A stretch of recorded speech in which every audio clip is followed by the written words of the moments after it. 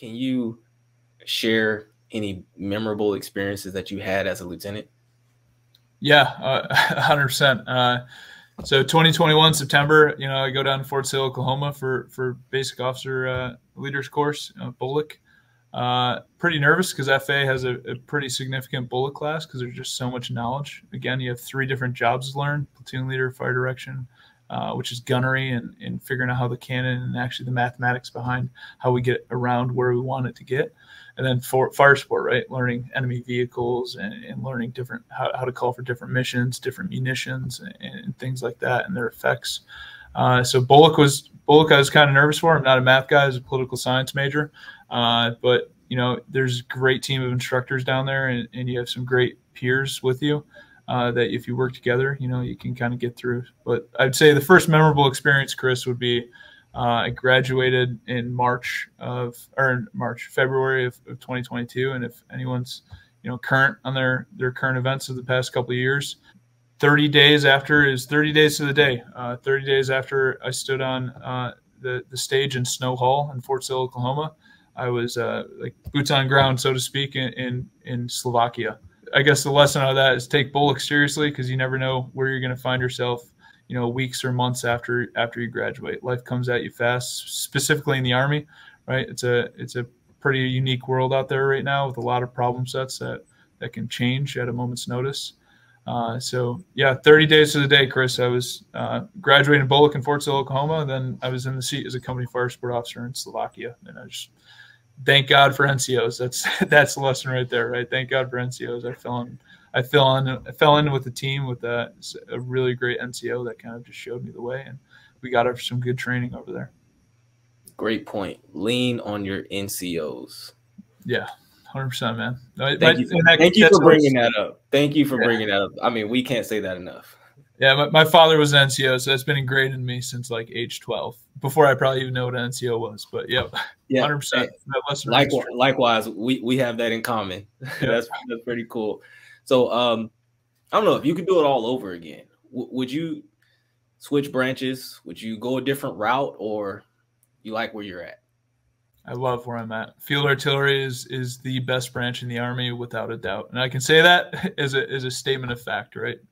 The opportunities, unique opportunities in the jobs that they offer a lieutenant is just not matched by any other branch, right? I have 3 different jobs I can fall in on when I'm a field artillery second lieutenant, just coming into a unit. I can do fire direction, I can do platoon leader, I can do fire support.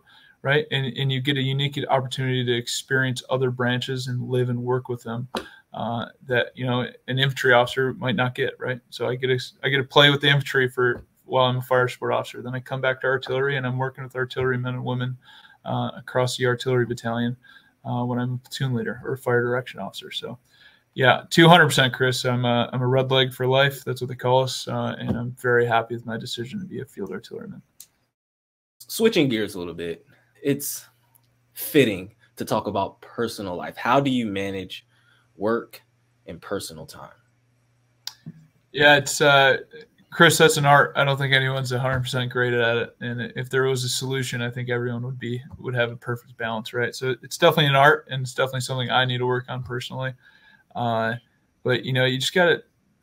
It boils down to this, right? I'm a single lieutenant. I got some hobbies on the outside that I like to get after, and I'm in Germany, right? Stationed in Germany with the 2nd Cavalry Regiment. So traveling is one of my hobbies, right? Experiencing other cultures. So I have this whole continent to travel when I'm off, so I take advantage of that.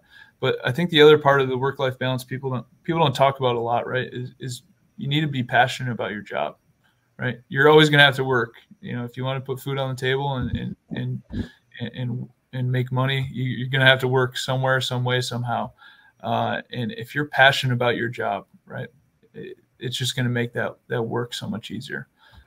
So being passionate about whatever path you choose in the Army, or if you're in the civilian sector, being passionate about your degree and basing that off of where you want to, go on and do your career in, is good. But I'll tell you right now, passion number one.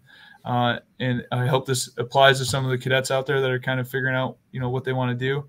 don't get suckered or recruited into something that you're not passionate about branch wise. If you're not passionate about it, work's going to stink a little bit, right? You'll be surrounded by great people because it's the Army and we got some of the best people in the world in this organization. But if you're not passionate about it, things are going to slow down and be monotonous. So I'm passionate about field artillery. I'm passionate about leading soldiers. So maybe sometimes I work a little bit too much, but it doesn't feel like that, Chris. It almost feels like I'm doing what I love and I can't get enough of it, right? Maybe sometimes a little too much, right? And my soldiers are like, hey, sir, like, let's go home. Tasks are complete. And I'm like, all right, roger that. Or my NCOs, remind me of that. But that passion and being passionate about the path you choose in the Army is going to make that work-life balance a lot easier because your work's not going to seem so much like work, right? And then on the other end, right, your time off is your time off. And that's something I had to kind of get used to. When I was serving as a battalion fire support officer, I found myself at work, past 1700 quite often. It took a couple of my friends to be like, hey, man, like, or some of my mentors, like, hey, can this wait till tomorrow? Does this need to be action today? And most of the time that answer is no. It can wait till tomorrow, right? So going home and spending some time.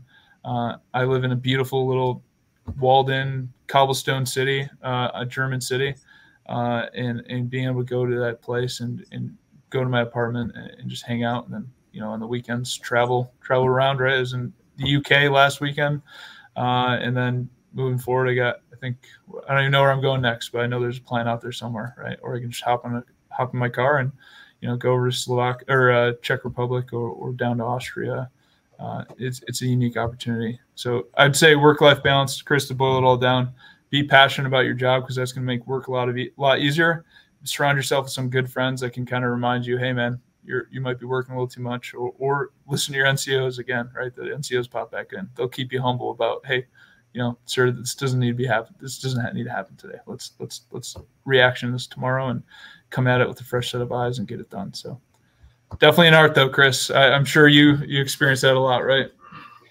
Yeah, well said. And I'm going to take your advice. Let's get out of here. As we land this plane, what's next for you? Yeah, well, near term, like 50-meter target is next week. I just want to shout out my soldiers of Archer Battery 1st Platoon. They competed and won the internal Field Artillery Battalion of the 2nd Cavalry Regiment's Best of the Best competition about a month and a half ago. So we are representing the Army, or representing the 2nd Cavalry Regiment in the Army's first ever, the Fire Center of Excellence down in Fort Sill. Their first ever inaugural best red light competition, right? So you have the best ranger, best sapper, best sniper. The armor's got like the Gainey Cup, I believe it's called, or whatever the armor does. But they have something that kind of competes everyone against, to figure out who's the best in the Army. The red light community down at Fort Sill is doing that for the first time this year, and we're going to go down and represent the 2nd Cavalry Regiment for the platoon, for the gun line, the howitzer section, but also our fire direction cell here in the 1st Platoon won it as well for the fire direction. So I got not only my gun line going down, as a platoon leader, you're kind of, you have a FDC attached to you, and they're going down. They won best of the best in our battalion as well. So I got FDC and gun line going down to Fort Sill to compete. And I was blessed enough to be able to travel with them. Can't compete because, the lieutenant's job is not on the actual howitzer itself, as sad as that may sound. But I'm going to be able to go down there and, do Chick-fil-A runs or whatever I can do to get those guys across the finish line. But we entered in a pretty significant train up for the past month and a half, Chris, and really excited to see, let these soldiers have the opportunity to showcase how truly awesome they are at their job. So that's the 50-meter target right there, Chris. So I think we leave next Friday, spend about 2 weeks in Fort Sill, Oklahoma, back to Mama Sill, as we call it in the artillery world. And then after that, Chris, probably 150-meter target is my triple C, right? As a senior lieutenant, starting to enter in that marketplace of figuring out where I want to do or where I want to go for as a captain. So submitting for right now, it's called the Marine Expeditionary Warfare School. FA gets 2 slots this year. And basically that's Marine Triple C. So instead of 6 months at Fort Sill, Oklahoma, learn how to be a captain and learning the processes that you use as a battalion and battalion staff officer and as a commander. I would instead go to Quantico, Virginia for 11 months. It's pretty awesome. and work with the Marines and learn their doctrine a little bit, but also, doctrine shared across the force sometimes if it's joint. So work out of that joint skill out of Quantico, Virginia for 11 months. That's what I'm putting my hat in the ring. We only get 2 slots, so we'll see if that happens. But that's kind of where my eyes are on right now. But I'll probably be a platoon leader up until maybe late winter, early spring of next year. Then start transitioning to become a captain and getting ready for that. Well, Zach, thank you so much for joining me. I believe that this was a well done conversation that is hopefully useful to the audience out there. I certainly learned a lot. I enjoyed every bit of this conversation. Leaders, make sure you like, comment, share, and subscribe to get more content just like this. The point of this branching series is to help you make a wiser decision, a more informed decision. So if you have any questions, do not hesitate to reach out to me at @therealc_Hill. I'm highly responsive on Instagram, right here on YouTube, of course. And if you have any specific questions that you would like me to direct to Zach, just let me know. Send me a direct message and I'll reach out to Zach. But thank you all so much, leaders. As always, keep leading, and I'll see you in the next one. Thanks, Zach. You're the best, man. Chris, appreciate you, brother. Thank you. It was a great time.